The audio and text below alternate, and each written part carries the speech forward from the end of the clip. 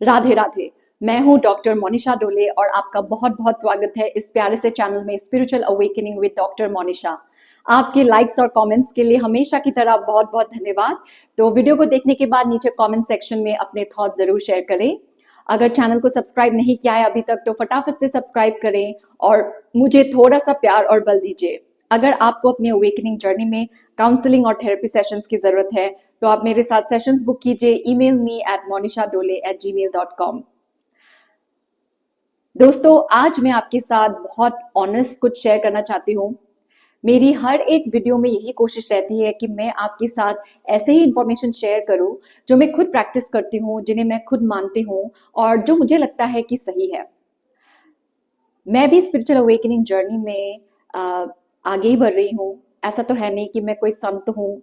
मैं भी आपकी ही तरह एक महिला हूँ या फिर एक इंसान हूँ और अपनी जर्नी में मुझे जो जो सीख मिल रही है वही मैं आपके साथ शेयर करती हूँ। मेरी एक अच्छी आदत है कि मैं एक्सप्लोर करती रहती हूँ। मैं हमेशा कुछ ना कुछ सीखती रहती हूँ और अपने आप को बदलने में मैं संकोच नहीं करती। इसीलिए मेरे साथ बहुत ज़्यादा बदलाव हुए हैं पिछले 10 साल में। मैंने अपने अंदर बहुत ज़्यादा बदलाव किए हैं और ये बदलाव बहुत 360 डिग्री होता है जब भी होता है तो जो लोग मुझे बहुत पहले से जानते हैं उन्होंने मेरे अंदर बहुत ज़्यादा बदलाव देखे हैं और उनको ये अच्छा भी लगता है। उनको ये बहुत इंटरेस्ट भी करता है कि मैं नेक्स्ट क्या करने वाली हूँ। तो दोस्तों, मैं आज आपके साथ ऐसा कुछ शेयर करने वाली हूँ जो आपको सुन के थोड़ा सा सरप्राइजिंग भी लगे। लेकिन यहाँ ये चैनल मैंने किसी को खुश करने के लिए तो बनाया नहीं है। यहाँ पे मैं ऑनेस्ट मैसेजेस को शेयर करना चाहती हूँ जिनसे आपकी अवेकनिंग में आपको मदद मिले और आपकी चेतना बढ़े और आपकी हीलिंग फटाफट हो। तो मैं आजकल ना पूजा पाठ करती हूँ और ना मंदिरों में जाना पसंद करती हूँ। मेरा जो बेस है वो एक धाम है। मैं फिलहाल तो वृंदावन में रहती हूँ। यहाँ मैं 3 साल पहले आई थी और जब आई थी मेरा मकसद ये नहीं था कि मुझे इधर ही बस जाना है। मैं इसलिए आई थी ताकि मैं अपने आप को हील करूँ, एक्सप्लोर करूँ और आध्यात्मिक रास्ते में आगे बढ़ूँ। लेकिन संयोग की बात है कि मैं यहाँ पे 3 साल रह गई और इन 3 सालों में मैंने मंदिर वाली भक्ति, जो ट्रेडिशनल भक्ति होती है, उस पाथ को मैंने अपनाया। चैंटिंग, गीता क्लासेस, मंदिर जाना, आरती करना, ये प्रथा वो प्रथा, ये रिचुअल वो रिचुअल, ये फास्टिंग वो फास्टिंग, मैंने सब कुछ किया। मुझे समझ भी नहीं आ रहा है कि मुझे क्या मिल रहा था, लेकिन मैं कर रही थी। ऐसा लगता था कि मन में शांति मिल रही है या फिर कोई स्टेबिलिटी आ गई है।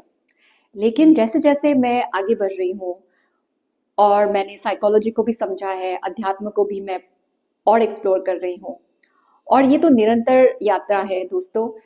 मरते दम तक हमें आध्यात्मिकता को ही प्राथमिकता देनी पड़ेगी।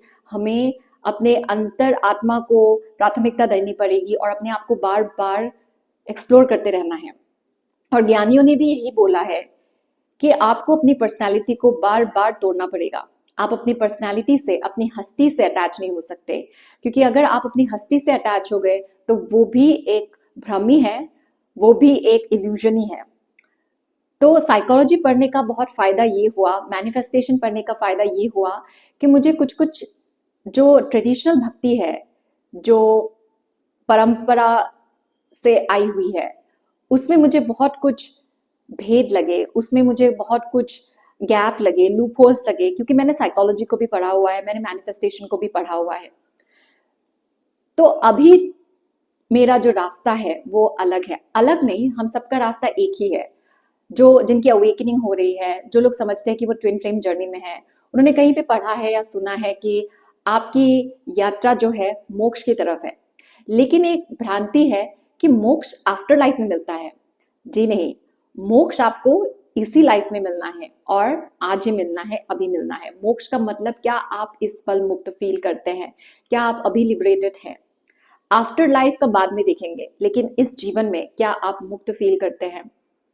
तो अभी मुझे पूजा पाठ, मंदिर जाने में और मुक्ति से कोई रिश्ता नहीं दिखाई देता। हम मंदिर क्यों जाते हैं? बहुत लोग ये सोचते हैं कि मंदिर जाने से भगवान खुश होंगे, मूर्ति पूजा करने से उनको आध्यात्मिक नगरी में कुछ ऊंचा स्थान मिलेगा। ये सब प्रोग्रामिंग है और अवेकनिंग आपकी हर एक प्रोग्रामिंग को तोड़ती है। मैं निसंदेह बोल सकती हूँ कि जब मैं वृंदावन में आई तो मैं काफ़ी ज़्यादा प्रोग्राम्ड हो गई थी। मुझे ऐसे लोग मिले थे और यहाँ का माहौल ऐसा था कि बहुत ज़्यादा प्रोग्रामिंग हो जाती है और मैंने पूरी ईमानदारी से उस प्रोग्रामिंग को अपनाया और मैंने उसके साथ एक्सपेरिमेंट भी किया। लेकिन जब आप ईमानदार होते हैं और आप अटैच नहीं रहते हैं तो नियति, प्रकृति आपको रिवॉर्ड करती है और आपको उनकी राज खोल देती है। तो मुझे ये रियलाइज हुआ क्योंकि मैं लॉ ऑफ अजम्पशन की भी रिसर्च स्कॉलर हूँ और मैंने मैनिफेस्टेशन के बारे में भी काफी रिसर्च किया हुआ है, एक्सपेरिमेंट किया हुआ है। मंदिर जाना भी अपने आप में एक ट्रैप है। अगर आप मंदिर में कुछ पाने के लिए जा रहे हैं, चाहे वो कोई इच्छा की पूर्ति हो, भगवान को खुश करना हो, आफ्टर लाइफ में आपको कुछ चाहिए, किसी ने बोल दिया आपको आपको मंदिर जाना चाहिए, मन की शांति के लिए आप जा रहे हैं, तो वो भी एक ट्रैप है, वो भी एक कोडिपेंडेंसी है। क्योंकि आपका अस्तित्व आपके बॉडी के अंदर है, आपका मंदिर आपका बॉडी है। अगर आपको अपनी बॉडी में शांति नहीं मिल रही है, अगर आप बॉडी में सुलझे हुए नहीं हैं, तो कहीं बाहर जाना भी एक बस स्टिमुलेशन है और वो परमानेंट सोल्यूशन नहीं है। इसलिए एक बार किसी मंदिर में जाके आपको बस टेम्पररी सोल्यूशन ही मिलता है, उससे परमानेंट आपको कोई क्लैरिटी नहीं मिलती। ठीक है, हम देखो मंदिर जाने में अपने आप में कोई बुराई नहीं है, लेकिन मंदिर जाने में कोई अच्छाई भी नहीं है। यहाँ पे हमें अच्छे और बुरे से ऊपर उठ के हमें देखना है कि हम मंदिर क्यों जाते हैं। क्या आध्यात्मिक होने का ये अर्थ है कि हम मंदिर जाएं, हम आरती करें, हम मंगला करें, हम भोग चढ़ाएं? ये सब रिचुअल्स हैं और रिचुअल्स अध्यात्म नहीं है। रिचुअल्स भी आपको बंधनों में बांधते हैं और अध्यात्म आपको लिबरेट करता है, आपको मुक्त करता है। जब आपका तिलक ना हो, आपके माला ना हो, एक माहौल ना हो, आप खुद के अंदर क्या लिबरेटेड फील करते हैं? क्या आपके अंदर का डर मिटा हुआ है? वो आपको चेक करना है। और इसीलिए मैं आजकल ना पूजा पाठ करती हूँ और ना मंदिर जाती हूँ। लेकिन इसका ये मतलब नहीं है कि मैं एक डिवोटी नहीं हूँ और मैं कृष्ण को नहीं मानती, मैं राधा रानी को नहीं मानती या फिर मैं डिवाइन पावर पे नहीं मानती। ऐसा बिल्कुल भी नहीं है। इनफैक्ट अभी मुझे कृष्ण क्या है ये और बेहतर समझ में आया है। कृष्ण है सच्चाई, हमारे आत्मा की सच्चाई। हम जब खुद के साथ सच्चे रहते हैं तभी हमें कृष्ण मिलते हैं। जब हम डिवाइन के साथ कनेक्टेड होते हैं, अपने खुद अपने आप, तभी हमें कृष्ण मिलते हैं। हम अलग अलग मीडियम को यूज कर सकते हैं कृष्ण को जानने के लिए, लेकिन अगर हमारे मन में सच्चाई नहीं है, अगर हम प्रोग्राम्ड हैं, अगर हम बहुत ज्यादा कंडीशनड हैं, अगर हम पूजा पाठ इसीलिए करते हैं ताकि भगवान खुश हो जाए या फिर भगवान को आफ्टर लाइफ में प्राप्त करे, तो वो भी एक लोभ है। लेकिन अध्यात्म आपको हर लोभ से मुक्त करता है। भगवान को प्राप्त करने का इच्छा भी एक लोभ ही है। यहाँ पे मैंने भी लड्डू गोपाल की सेवा करना स्टार्ट किया था क्योंकि मैंने देखा, मुझे कभी भी इसमें रुचि नहीं थी, लेकिन मैंने काफी लोगों को देखा कि वो लड्डू गोपाल की सेवा करते हैं।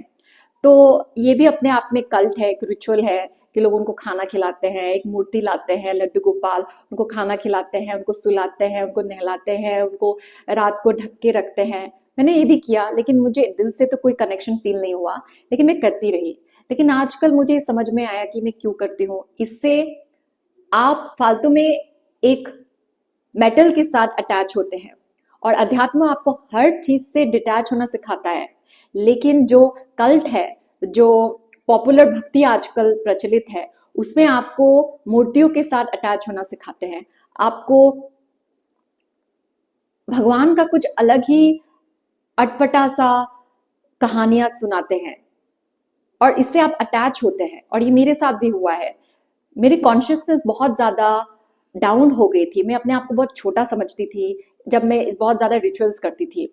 एंड ठीक है, हम जब दूसरे काम में होते हैं, जब हम भक्ति नहीं करते, हम डिल्यूजन में रहते हैं, हम अपने इमेजिनेशन में रहते हैं, हम अपनी इच्छाओं में रहते हैं। लेकिन ये जो कल्ट वाला भक्ति है, उसमें भी आपको एक दूसरे काल्पनिक दुनिया में पहुंचा देते हैं जिसका वास्तविक जीवन से कोई लेना देना नहीं है, सब कुछ आफ्टर लाइफ में होता है। तो वो भक्ति नहीं है। भक्ति है आप सच्चाई को ढूंढे, आप अपने आत्मा की सच्चाई को ढूंढे, आप अपने जीवन का जो उद्देश्य है उसे ढूंढें और जीवन का जो उद्देश्य है उसे करिए।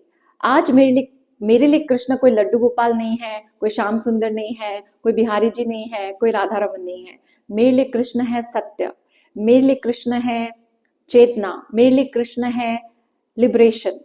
और राधा रानी मेरे लिए कोई बरसाना में बैठने वाली गुड़िया नहीं है, कोई मूर्ति नहीं है। मेरे लिए राधा रानी है प्रकृति, क्लाइमेट, नेचर।